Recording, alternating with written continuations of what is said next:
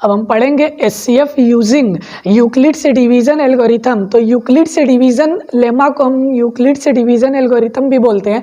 तो यहाँ पे हम ये देखेंगे कि how to find HCF using Euclid's division algorithm, यानी कि इस थ्योरम का यूज करके यूक्लिड्स डिवीजन एल्गोरिथम का हम कैसे एचसीएफ फाइंड करते हैं। तो सबसे पहले हम जानते हैं कि हमारा यूक्लिड्स डिवीजन लेमा यानी कि यूज जो हमारा ये यूक्लिड्स डिवीजन एल्गोरिथम है वो क्या होता है। ये होता है कि अगर कोई भी दो नंबर हम ले रहे हैं A and B, two positive integer से ले रहे हैं, तो there exist always a unique number से Q and R such that satisfying means A is equal to B Q plus R, यानी कि हम टू नंबर से ले रहे हैं ए और बी, तो हमेशा ये कंडीशन बनती है where r is greater than or equal to zero but always smaller than b है, यानी कि हमेशा जो है आर जो रहता है बी से हमेशा छोटा रहता है, लेकिन जीरो की इक्वल भी हो सकता है या जीरो से बड़ा भी हो सकता है। तो अब इसी थ्योरम का यूज करके हमें ये देखना है कि हम कैसे एचसीएफ को फाइंड करेंगे। तो सबसे पहले यहाँ पे इसको समझने के लिए एक छोटा सा हम एग्जाम्पल ले रहे हैं। हम यहाँ पे टू नंबर से लिए हैं 4 और 8। अब हम देख रहे हैं कि इसका एचसीएफ क्या होगा। इसका एचसीएफ हमें फाइंड करना है कि इसका एचसीएफ हम कैसे फाइंड करेंगे। तो रिकॉल प्रीवियस क्लास हम ये चीज़ जानते हैं कि जब भी टू नंबर ऐसे रहे जिनका एचसीएफ हमें फाइंड करना रहे, जो एक दूसरे को जो दूसरे नंबर को जो उसमें का एक नंबर दूसरे नंबर को पूरा पूरा डिवाइड कर देता है, कट कर देता है, तब वो जो उसमें स्मॉलर नंबर रहता है वही एचसीएफ रहता है। जैसे एग्जांपल यहाँ पे हम टू नंबर लिए हैं 4 और 8, तो जब 4 और 8 में हम देख रहे हैं स्मॉलर नंबर हमारा क्या है 4 है और जो बड़ा नंबर है ग्रेटर नंबर है 8 है। तो जब हम 8 में 4 से डिवाइड कर रहे हैं 4 2 जा 8, तो यहाँ पे हम देख रहे हैं पूरा पूरा कट गया, मीन्स 4 2 जा 8 कुछ भी नहीं बचा, रिमाइंडर 0 बचा।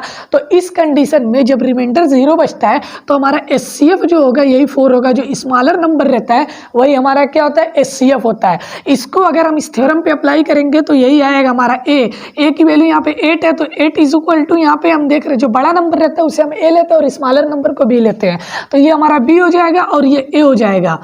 ये हमारा ए है और ये बी है 4, तो ए इज इक्वल टू क्या है बी क्यू प्लस आर। तो बी की जगह हमारा क्या है यहाँ पे 4 है, 4 मल्टीप्लाई बाई क्यू, क्यू हमारा क्या होता है कोसेंट होता है, तो यहाँ कोसेंट हमारा 2 है, तो 4 मल्टीप्लाई बाई 2 प्लस आर है, आर मीन्स रिमाइंडर, तो यहाँ रिमाइंडर हमारा क्या है 0 है, तो यही कंडीशन बन रही है। तो यहाँ पे हम देख रहे हैं जब रिमाइंडर 0 रहता है तो इसमें जो बी की वैल्यू है यही हमारा क्या होता है एचसीएफ होता है। तो इसी की मदद से इसी थ्योरम की हेल्प करके हम एचसीएफ फाइंड कर लेंगे, यानी कि अब हमें पता चलेगा यहाँ पे कि एचसीएफ हमें तभी पता चल पाएगा जब रिमाइंडर ऑलवेज क्या हो 0।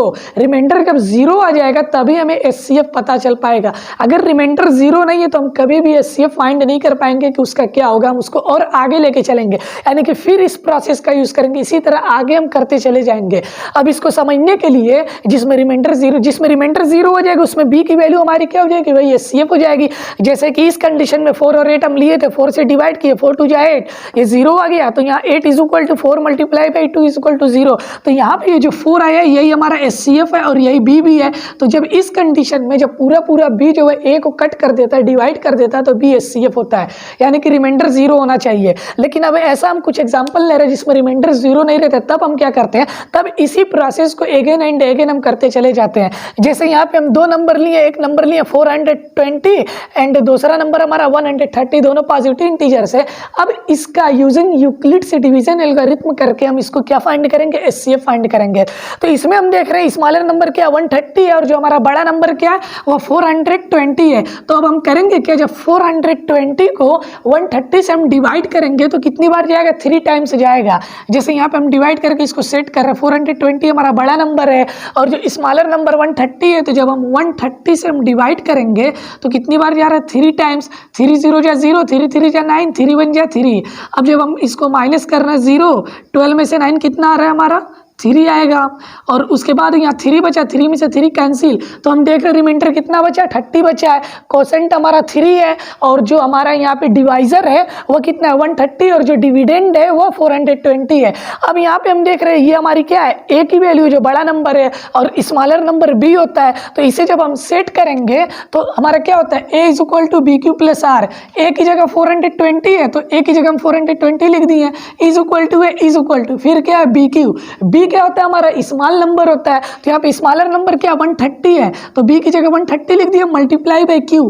क्यू क्या होता है, कोसेंट होता है, जब हम डिवाइड करते हैं तो जो कोसेंट होता है वही हमारा क्यू होता है। तो यहाँ पे कोसेंट हमारा कितना है 3 आया, तो 130 मल्टीप्लाई बाई 3 हो गया। फिर क्या प्लस रिमाइंडर, रिमाइंडर क्या डिवाइड करने के बाद जो बचता है वही हमारा रिमाइंडर रहता है, तो यहाँ पे रिमाइंडर 30 बचा, तो यहाँ पे हम नोट कर दिए।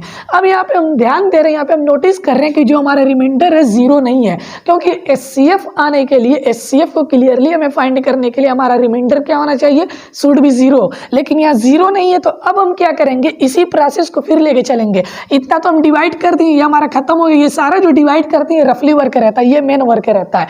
अब उसके बाद हम देख रहे हैं ये हमारा रिमाइंडर है, आर की वैल्यू है, और ये हमारी बी की वैल्यू थी, और ये हमारा ए की वैल्यू थी।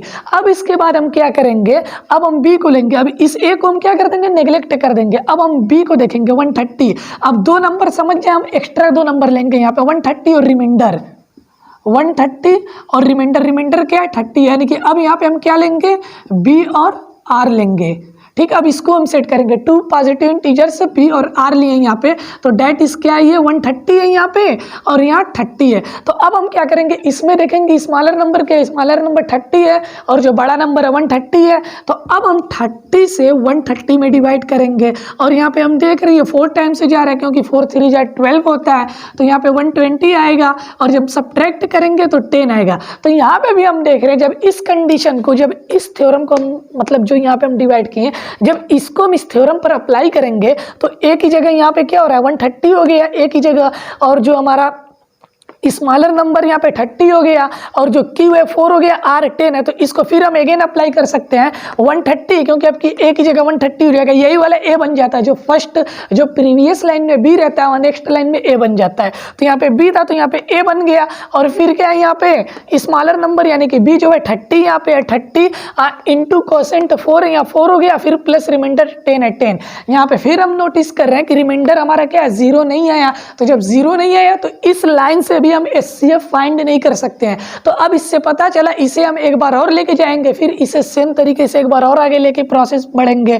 तो अब यहाँ पे हम देख रहे हैं जब 0 नहीं आया तो फिर अब हम रिमाइंडर को लेंगे और बी को लेंगे। यहाँ पे भी 30 और रिमाइंडर क्या है हमारा 10 है, तो अब हम फिर दूसरा इंटीजर से लेंगे, कौन कौन से दो, 30 और रिमाइंडर जो है 10 है यहाँ पे। अब इसको हम अप्लाई करेंगे इस पे, तो जब हम 30 को 10 से डिवाइड करते हैं, जैसे हम 30 लिए 10 से डिवाइड करेंगे तो 10 3 जा 30 पूरा पूरा कट जाएगा यहाँ पे, यानी कि रिमाइंडर हमारा 0 आएगा। तो अब इसको जब हम अप्लाई करेंगे तो अब ए की जगह बड़ा नंबर डेट इज 30 और बी की जगह 10 हो जाएगा, तो यहाँ पे 30 हो गया इज इक्वल टू बी की जगह 10 है, मल्टीप्लाई बाई कोसेंट, कोसेंट यहाँ 3 है 3 प्लस रिमाइंडर 0। अब यहाँ पे हम देख रहे हैं कि जो हमारा रिमाइंडर क्या है 0 आया ना, तो जब हम जानते हैं कि जब रिमाइंडर हमारा 0 आ जाता है तो जो बी की वैल्यू रहती है वही एचसीएफ रहता है। तो यहाँ पे जो हमारे रिमाइंडर 0 आ गया तो हम देख रहे हैं बी की वैल्यू हमारी क्या यही है, क्योंकि फार्मूला हमारा क्या होता है A is equal to B multiply by Q plus remainder. तो यहाँ पे हम देख रहे हैं रिमाइंडर 0 आ गया तो बी की वैल्यू यही ना मिली, तो जो बी की वैल्यू हमारी मिली है यही हमारा क्या हो जाएगा एचसीएफ हो जाएगा। So we can say that HCF of 420 and 130 is 10। यानी कि ये हमारा जो रहता है ये सब रफली वर्क रहता है ऐसे समझने के लिए, लेकिन ये हमारा मेन यहाँ पे प्रोसेस है इतना। उसके बाद जो डिवाइड वगैरह करते हैं सब हम रफ पे करते हैं। तो हम देख रहे हैं कि जो इसका यूज करके यूक्लिड से डिवीजन एल्गोरिथम करके हम एचसीएफ बहुत ही इजी से फाइंड कर सकते हैं। बस हम डिवाइड करते चले जाएंगे और इसमें सेट करते चले जाएंगे उसको, लेकिन तब तक हम इस प्रोसेस को आगे लेते चलेंगे जब तक कि हमें आर की वैल्यू 0 ना मिल जाए। तो यहाँ पे एचसीएफ 10 आ गया। सिमिलरली इसको समझने के लिए एक अनदर एग्जांपल हम ले रहे हैं। अब यहाँ पे दो नंबर यहाँ पे हम लिए 2 पॉजिटिव इंटीजर्स 135 एंड 225। अब इसका हमें एचसीएफ फाइंड करना है यूजिंग यूक्लिड से डिवीजन एल्गोरिथम।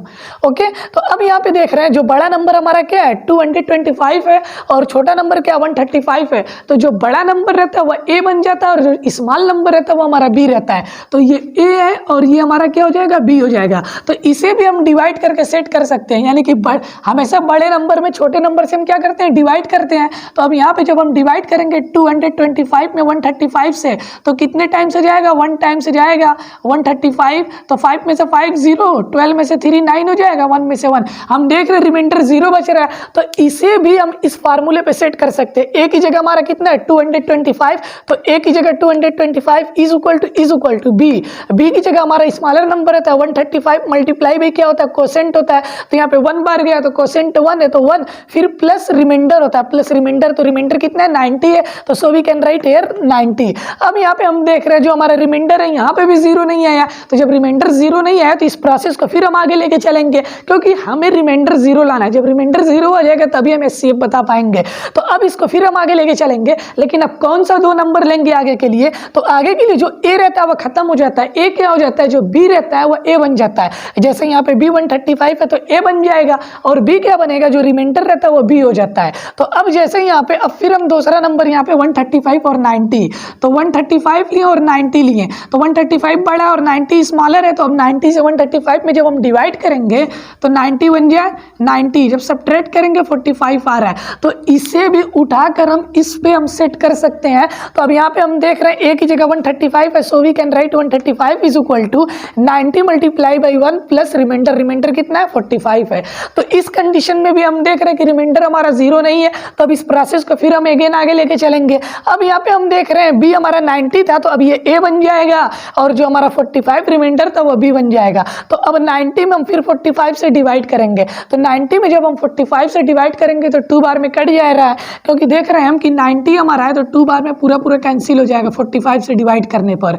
45 टू जो 90 होता है, तो डेट इज जीरो, यानी रिमाइंडर यहाँ पे जीरो मिल गया। सो वी कैन राइट, अब यहाँ पे नेक्स्ट लाइन में 90 है तो यहाँ 90 हो गया, ए बन गया, इज इक्वल टू बी क्या होता है, रिमाइंडर हो जाता है, तो बी मल्टीप्लाई बाई क्यू, यहाँ पे क्यू कितना है कोसेंट 2 है यहाँ पे, तो 2 हो गया मल्टीप्लाई बाई प्लस रिमाइंडर, क्योंकि प्लस आर है तो प्लस रिमाइंडर, तो यहाँ पे रिमाइंडर कितना है 0 है। तो अब यहाँ पे हम देख रहे हैं कि जो हमारा रिमाइंडर मिला 0 मिला, तो अब इस लाइन से हम एचसीएफ फाइंड कर सकते हैं कि क्या एचसीएफ होगा। तो इस लाइन में, जिस लाइन में हमारी आर की वैल्यू 0 रहती है, उसमें जो बी की वैल्यू रहती है वही एचसीएफ रहती है। तो इस लाइन में जो लास्ट लाइन है इसमें हम देख रहे हैं बी की वैल्यू 45 है, so we can say that HCF of 135 and 225 will be 45।